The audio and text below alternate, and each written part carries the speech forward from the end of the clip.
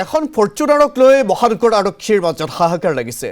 সুনীল গ্ৰেণ্টৰ পাৰ্কিঙৰ পৰা হঠাৎ নোহোৱা হৈছিল বাহনখন। তাৰ পাছতে দিছপুৰ থানাত এজাহাৰ দিছিল বাহনৰ গৰাকীয়ে।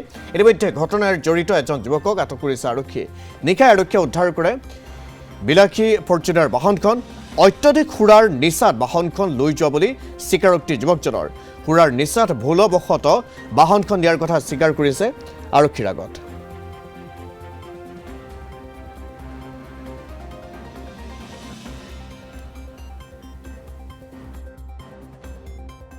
আজি ৰাতিপুৱা প্ৰায় 7:10 বজাত আমাৰ সুনীল গ্ৰেণ্টত এজন মানুহ আছিলে। তেখেতৰ নাম দেৰহাছাৰ বসুমতাৰী, তেখেত কোকৰাঝাৰৰ হয়।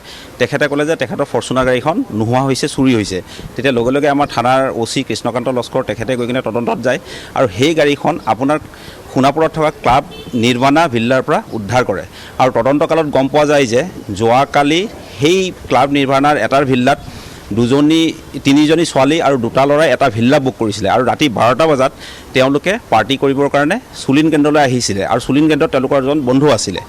সেই বন্ধুজনৰ এখন ফৰ্চুনাৰ আছিলে। সেই বন্ধুজনে সেই ল'ৰা ছোৱালীখিনিক ক'লে যে তহঁতে ডিফেণ্ডাৰখন থৈ যা আৰু মোৰ ফৰ্চুনাৰখন লৈ যা।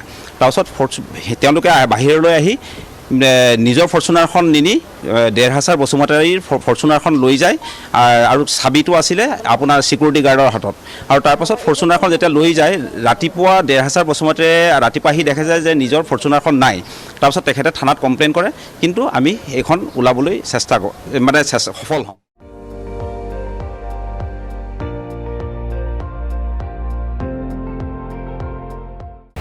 আপুনি চাই আছে ND24, সৰ্বশ্ৰেষ্ঠ নহয়, সৰ্বোত্তমৰ দৌৰত।